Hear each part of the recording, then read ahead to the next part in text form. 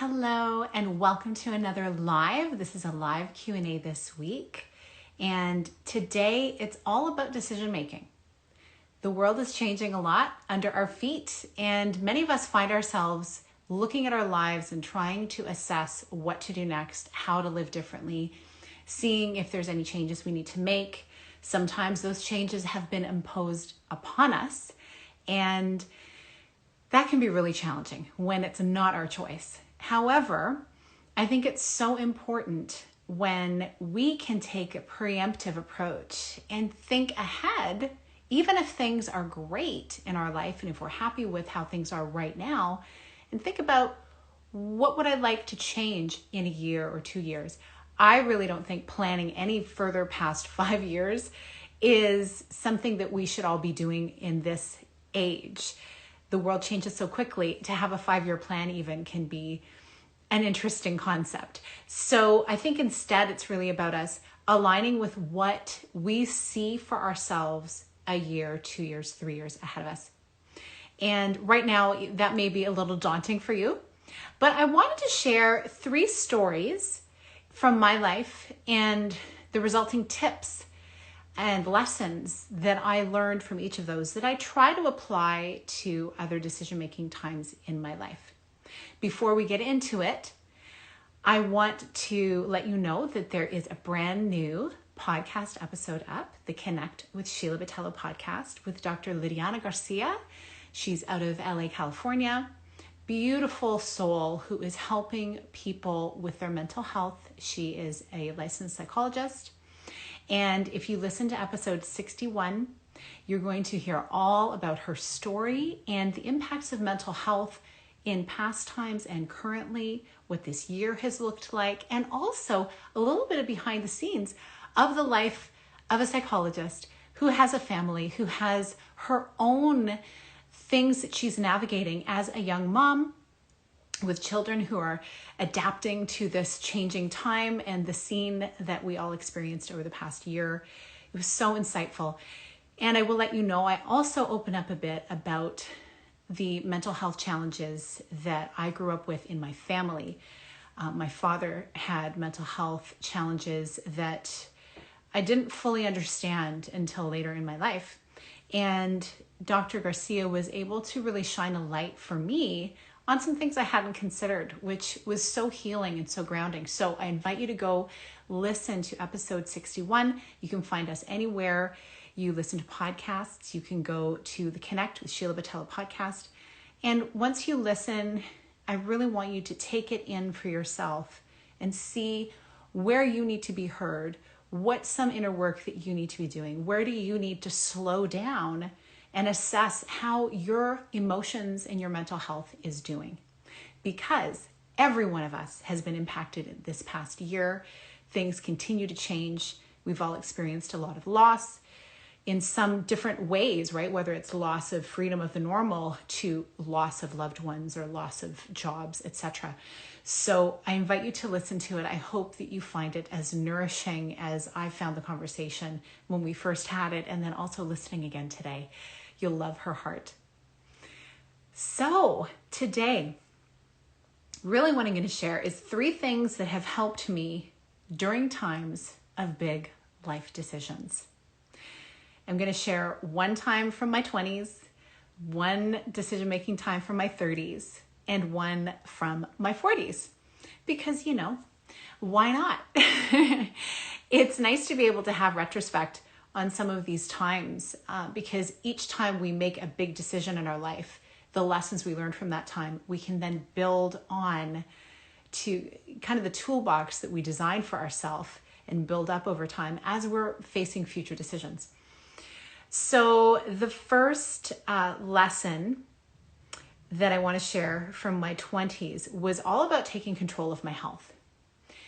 If you've read anything on my website or some of my blogs at sheilabotelho.com, you will see that I grew up in the country in rural Ottawa, Canada.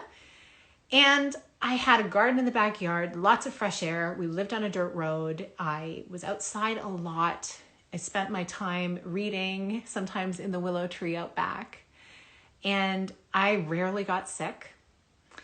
And I think I rarely even missed school as a result of illness. Mind you, a lot of my peers, it was the same thing. It was the time we were in and perhaps where we lived as well.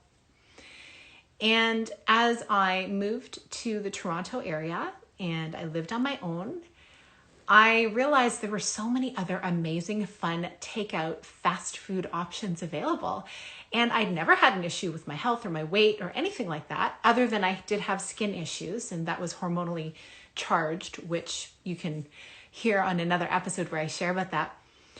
But when I realized I could just eat whatever I wanted and really nothing changed for me initially, I felt like it was so great, and I was working really long hours, and I was excited to be growing in a young startup company in the personal development field. And then something shifted. Over time, I started to find that I really struggled with getting enough rest and staying healthy during, busy times. And I didn't put two and two together until a few years into my 20s that what I was putting in my body, the food I was eating, and the time that I spent working so hard, really not giving myself a chance to refresh, really impacted me. And I would get extremely sick in the wintertime to the point where I was on antibiotics a lot of the time. And so I had a wake-up call when I realized I can't be missing out on going to work all the time because I need to earn income to live and to support myself. And so I realized I need to do something with my health so I'm not falling ill all the time. And I obviously didn't like how I felt. It seemed totally out of alignment for me to be sick all the time. And so I started to read up on nutrition. I started to look at food and really what is food. And so as I was deciding how to make these changes, what I needed to do first to see if it was going to be something that I would actually follow through with is I had to zoom way out in my life and say, well, what if I do nothing? What if I keep living and eating and not exercising and working long hours like this for many years? What is the outcome going to be? And I may not have fully understood it, but as I looked at other people and their stories and started to hear what they were experiencing, I saw that it could mean illness, it could mean loss of vibrancy, and just living a life where you're never feeling 100%. And I thought, you know what, I don't want to live that way. And so I then also shifted, well, what would happen if I actually made a change, and what kind of changes could I make? I zoomed out and I thought, wow, I could have more energy. I could have more opportunity. Feeling good could really help inspire other people too. And that really got me because my life very much is about helping people feel good, find more joy, connect to their purpose, feel their worthiness as they live their life. And if I am down and out and sick all the time, well then how am I going to help anyone, right?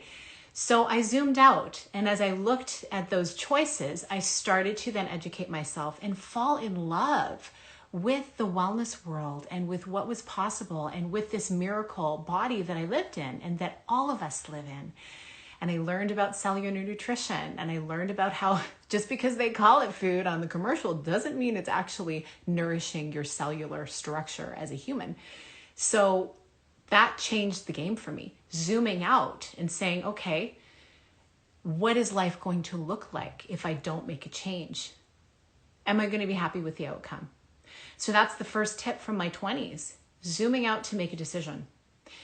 And certainly we don't know exactly what's going to happen as we take 1 and 2 and 3 steps forward. Often we don't see that far ahead. But when we move in that direction, we will often get an indication of, are we going in the right direction? We get feedback. We know that when we eat certain foods, how does it make me feel? Usually with food, you can learn pretty quickly. If you do what I often do with people on an elimination diet where they remove a bunch of foods and start very simply and then slowly start adding back food, you really get an indication of what food supports you and what food really is your body's rejecting.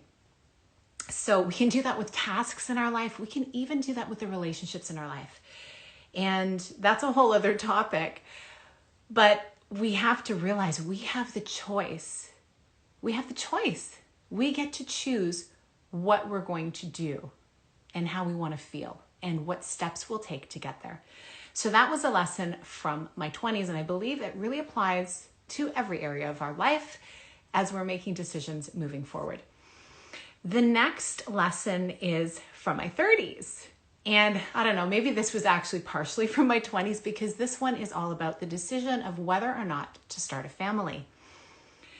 I got married at 24, and Peter and I both decided, okay, within 5 years, prior to getting married, we decided within 5 years, we'll start our family. But we'll wait a bit because we wanted to travel. We wanted to grow our business. We wanted to really enjoy time together and have that freedom together. And then each year after that, for 5 more years, we kept asking each other, well, are you ready yet? And neither of us was. And the cool thing was we were always on the same page as that. And I'll never forget one evening when Peter came inside, and he'd been talking with our amazing next door neighbor who had 2 girls, who, was just such a wonderful father, still is. He's now a grandfather. He's amazing. And his wife too, dear friends. And he said to me, or he said to Peter, and then Peter told me, well, you have something special to give to a family. What if you actually just decided to start a family? And he kind of shared some of the gifts of what fatherhood had brought to him. And that brought it really into perspective. And of course, I loved my upbringing, my younger years. I loved the family life that we had and the love that I had from my parents. And so I knew that I had it in me to give. And finally, we just realized once we'd been married 10 years, yes, this is what we want. And we also knew that if we didn't do it at that point, we probably never would.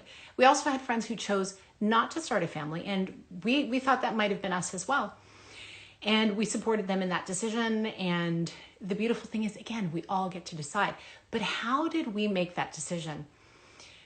Well, ultimately, we started to, just set some boundaries with the time that we were willing to invest in our business and in other people in our life, and see how could we fit in parenting in the way that we wanted.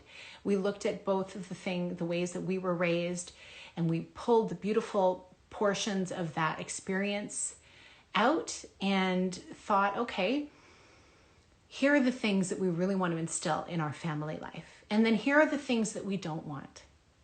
So we set some boundaries with each other and with what we were willing to accept as raising a family. And then we zoomed out again. That tip continued forward, right?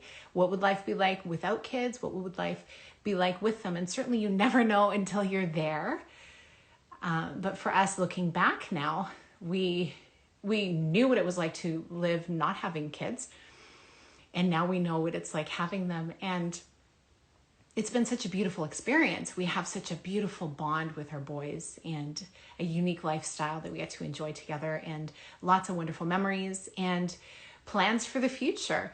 So that was a lesson from my 30s, but it did involve having boundaries of what are we willing to accept for our lifestyle, and how do we want to raise a family going forward.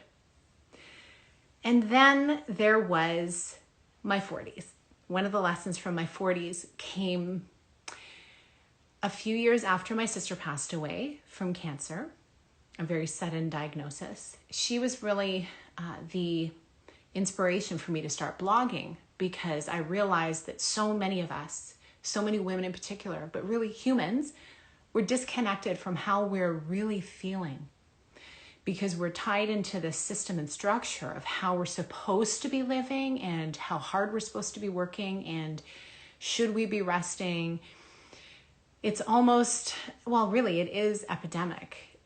And I think that a lot of people are understanding that now. And so in my 40s, I decided, okay, I think I want to start blogging. But it was a big decision, because I thought, there's a lot of effort that goes into that. I had a young family at the time. And did I want to share? What would I share? I had learned so much in my life about wellness and nutrition for the many years of wellness coaching and in our wellness business. And I wondered, would I be relevant? Here I am starting in this tech world in my 40s. And how am I going to get all this information? And there's all these people younger than me who they're doing amazing things online. How should I do this? And so really what I decided, the main key tip that I decided was, again, I wrote out a list of what would I gain and what would I lose by pursuing an online business and taking a blog online and then developing online wellness programs. And I realized there was so much more to gain than to lose, because I could share some stories, I could share my experiences, and hopefully inspire other humans to make choices that were going to support their well-being. And I really specifically felt drawn to helping women and nurturers and ambitious women who want to move forward in their life and want to have the healthy body to support them through it. So what I decided, ultimately the tip from this one, was I chose growth over fear. Because there were a lot of fears. The tech side was like, oh my gosh, this is all so new. Everything was just, people had been online and social media had started up, and I hadn't really been that active with it. And I felt like I was kind of being left behind at first. And then I realized there's many people who are willing to teach you. And so I tapped into that. I got some coaching and I started. And I started before I felt really confident about it. I think that's one of a very, very big thing for anything that you're going to do in your life is, if you really felt called to do it, you need to take the first step and not feeling invested in having to know everything before you absolutely get started. So those are my 3 tips from my 20s, my 30s, and my 40s. So again, the first one was to zoom out and look at all the options. What do you have to gain? What do you have to lose from this decision you're going to make? The next one from my 30s was about creating boundaries and deciding, again, what do you want your life to look like? It doesn't have to look like what you were raised in. It doesn't have to look like your current situation. You get to change it up. And hopefully, if you're in a partnership with someone, I'm grateful for my partner, Peter, that we have so many of the same values, and we've really grown together over the years, but we got to orchestrate and curate our lifestyle and our family. So that was from my 30s and my 40s. Again, choosing growth over fear. What do you have to gain? Focusing on what you have to gain is such a beautiful way of moving forward in your life. And so I leave that with you today. I hope that whatever decisions that you are working through right now, you may be feeling overwhelmed right now because you're completely changing careers. You're wanting to add a whole new arm to your business. You're wanting to maybe move into the online space or elevate your presence in the online space. And you're hearing so many voices telling you, do it this way, do it that way. And it feels like you just can't get a foothold to get started. Slow down and use these 3 tips and know that you know within yourself ultimately what you want to do. Getting quiet enough to access that information is going to help you make a beautiful impact in your life. And as a result, as you do that, other people as well, because your message will resonate with a group of people you may not even know yet. So thank you so much for being here. I hope you have an amazing day.